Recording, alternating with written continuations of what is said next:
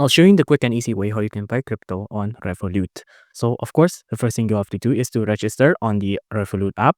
You'll have to make an account. Either you have to log in or sign up. It depends on what you've done before. If you've made an account on Revolut before, then of course log in with your credential.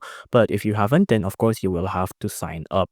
Now, once you've logged in or signed up, you will be met with this kind of home screen here, right?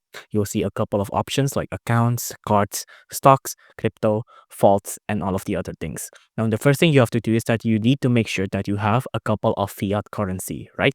Because to buy crypto on the platform, you will need to add a fiat currency onto your account first. Now, if you want to add that, you just have to click on the add money button there. The one with the little orange dot on the corner of it. Now, if you press on that, you'll be directed on how you can add money onto your account. After that, all you have to do is just to buy Bitcoin, right? If you go to the crypto section here, you can see you can buy BTC just like this. You can select what kind of BTC you want and how much you want to buy it for, and then just click on buy BTC with euros. If you enjoyed this video, please do consider liking and subscribing.